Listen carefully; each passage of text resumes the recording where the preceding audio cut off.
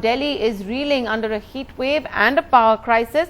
The Power Minister Piyush Goyal called an emergency meeting, set a deadline of 10 days to restore 3 major power lines destroyed in a recent storm. Now, all this as the BJP, the Congress and the Aam Aadmi Party that gave up their government in Delhi get caught up in a political slugfest, blaming each other for the crisis. Neha Khanna reports.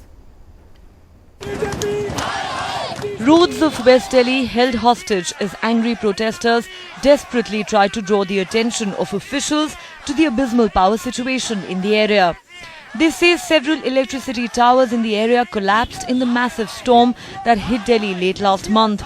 Since then, nobody has come to repair them, which means power supply is erratic, while some homes have no power at all.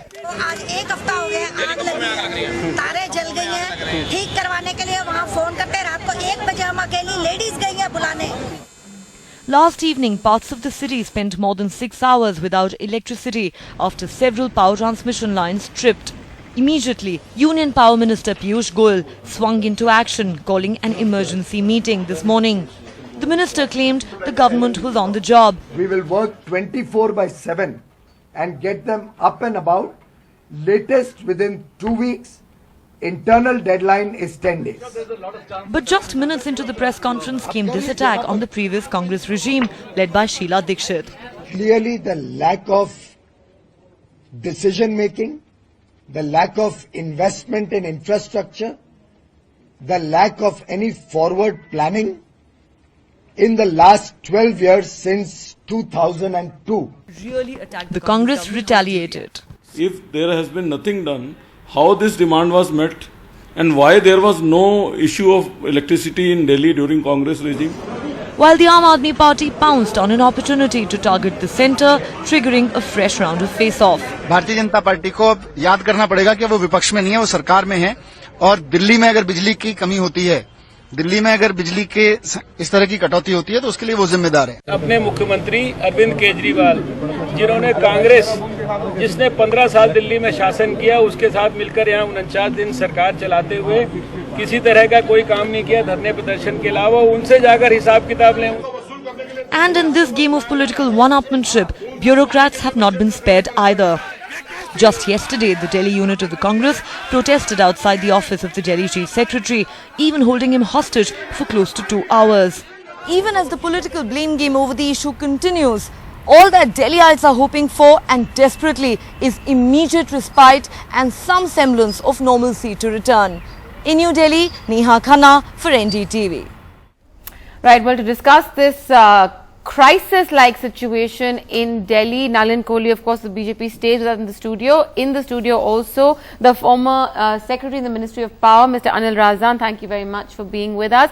The Congress spokesperson from Bangalore, Brajesh Kalappa, and the Aam Aadmi Party, which has also got so much of its vote bank based on its position on the power situation. Raghav Chadha now joining me as the spokesperson of the Aam Aadmi Party. But I'm going to stay with the politics of this all first and go to Mr. Razdan on this. Sir, what in your view is the reason for this power crisis in Delhi right now? The immediate reason for this power crisis, of course, the trigger has been the storm which hit Delhi about 10-12 days back. That has led to the collapse of a few transmission towers, the extra high voltage transmission towers, which affected the import of power into Delhi. Because for reasons of economy, Delhi had opted to, the regulator and the DISCOMs had opted to import cheaper power from other areas rather than bank on their own internal power or close by power, it seems. Now, Delhi has an option that either you put up all the generation within the city boundary itself or in the immediate vicinity, or to get cheaper power from other parts of the country. After all, we do have a national grid today. But an important location like Delhi, I think, should have had a standby system, a redundancy in the transmission system. Now, unfortunately, it appears now that that redundancy was not built. It would have meant an investment, because if I think somebody is to blame over the past few years, it is the regulators in Delhi. because they have not been raising tariffs adequately. Regulators. They have not been putting this the investment that is required in the transmission sector, I think.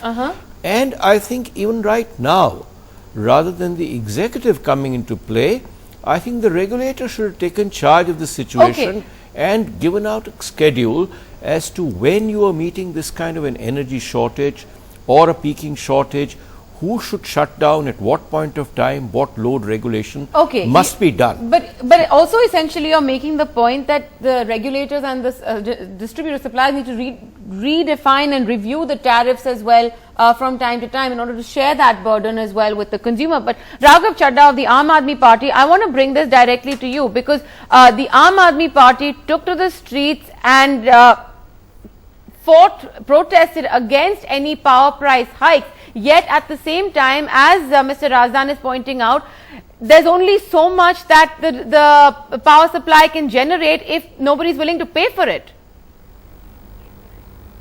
Well, first of all, let me say that this case or this entire unending unjustified power outages is not a result of inadequate supply. There is ample supply. The power companies are making adequate provision of about 6,000 odd megawatts.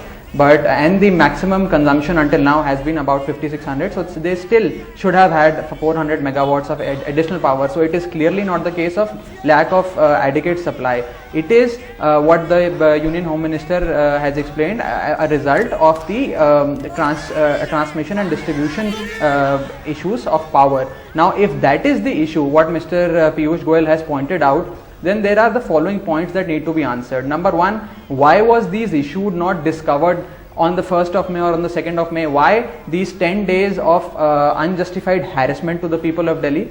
Number two, if it is a transmission and distribution problem, then why does the VIP areas, the Lutyens Delhi, not subject to this, and why this differential and stepmotherly treatment with other parts and other citizens of the National Capital Territory? All right, and Raghav thirdly, Chadha, what Mr. Piyush Goyal has said has been contradicted by the third DISCOM, that is the Tata Power Delhi Distribution Limited, and they have outrightly rejected the claims made by the Union Power Minister, and they have said it is not a result of the lack of infrastructure or lack of transmission and distribution structures. Okay, Raghav Chadha, we've got your point. We've got your point. Nalin Kohli, well, I think after Harry, Rajesh after Harry Potter, probably, Aam Aadmi Party, many spokespersons can take to writing fiction. So, I mean, really, this is taking it a bit too far. I don't know where these arguments are coming from. Mr. Razdan has pointed out a few things, and I think the fact is, if we look at it, power in this country is in a mess. Whether it's from generation of power, there's a massive gap. Whether it's in terms of power companies that set up to do it and now are not able to do it, whether it's the coal issues, whether it is other supply issues of fuel, or whether it is just sheer inadequacy of planning. That's one of the larger thing. Next in the queue comes the distribution. Distribution as losses was an issue. The second is transmission as itself. Now both these issues are long term. Power is not something you go in the market, purchase it, put it in a suitcase and you come. You need to plan your energy needs much in advance. And you have someone who's headed that ministry right here. But he's also saying that the transmission has been an issue because of the storms recently as well. Mr. Piyush Goyal, what he pointed out, I'll take only a minute on this. Mr. Piyush Goyal's point is simple. There were three basic problems here. The first is that even when power is available, and it is, you could not get it across to the consumer here because you've got transmission issues. The capacity of the transmission to take the extra power is not there. One. Two is the storm disrupted that supply, and then the central governments, basically it's called the Emergency Restoration Services of the Power Grid Corporation. They stepped in, they put in a temporary solution. The three of them were broken down, which affected East Delhi, Central Delhi, West Delhi. Two are in order, one gets. And the third is supply of fuel, which is diversion using GAIL, that's Gas Authority of India, from and to the Bhavana plant to increase generation by about 400 megawatts. That's been announced So the things that could be done have been done. The Aam Aadmi Party, of course, will only accuse. They don't have another agenda. Okay, fine. Raghav Chadha, before I come back to you, let me take one moment, Raghav Chadha. Let's go to the Congress Party. Brajesh Kalappa over there as well. Mr. Kalappa, Piyush Goyal has also said the fact that Delhi, the power situation is as bad as it is. The Congress government that was in power in Delhi for 15 years has to share some of the blame. No, I'm sure Piyush Goyal would have said that. You see, he's been a spokesperson of the BJP, and sometimes I think he forgets that he's today a minister for power. and he's just wearing his old hat. And I think sometime once you're in government, it's good to take off your hat and then look at it from the prism of, solving problems. You see, the Congress government for the last 15 years has ruled Delhi exceptionally well. One. Two, they've had no power crisis at all. They've supplied as much as 5680 megawatts of peaking power at the very heights. Now what is presently required is about 5600 megawatts of power at peaking points. Now when this is the case, the Congress has already done that. You must realize that we have not been in power for the last 6 months, and really we can't really tell you as to how things are in regard to the BESCOMs. But there had never have been complaints insofar as power transmission, power supply has been concerned in the last 15 years when Mrs. Dikshit was in power. This is, I think, a fact which everybody across the board recognizes. Okay, all right, let's get Mr. Razdan back in on this. Mr. Razdan, you heard the Aam Aadmi Party spokesperson also talk about the fact that there are different voices on what the tariff should be. I'm sure he's getting that data as well from somewhere which is different from the data you are providing us in terms of pricing of power. But realistically, do you think that the government in power in Delhi has a role to play in how power is distributed and how effective that infrastructure is? Or is it all just, what the Ministry of Power is going to do sitting in the center? No, I think you raised a very relevant point. See, the government of the day should really be supervising what is going on and providing any assistance if necessary. The business of power management virtually has come into the hands of the regulator after the 2003 Act. He is the person who sets the tariff, who asks the companies from where you're going to procure this power. And in fact, he should ensure, not only Delhi regulator, but regulators across the country, that you have to provide 24/7 power across the country. That regulator also has to look into what are the transmission constraints. Now, unfortunately, the regulatory apparatus in Delhi did not raise the tariffs adequately. They have not provided adequately for transmission redundancy. I am not aware if the cases were raised in time, but some lines are under construction. Right. In fact, they went ahead and did something very strange, which some other regulators also did, which is, I think, which I termed a few years ago as a very pernicious practice, and that is to create a regulatory asset. That is asking a future tariff to pay for the inadequacies of the present tariff, which has built a mountain of debt on the distribution companies. Right. And I think that should be banned and should be done away with. Okay. But what I would like to point out here is that Delhi occupies a very special place, and I think we have to create excellent systems for it. Here is where I think I'm glad that the Central Minister took this review meeting this morning, and we need to island Delhi from emergencies, from national grid collapses and things like that.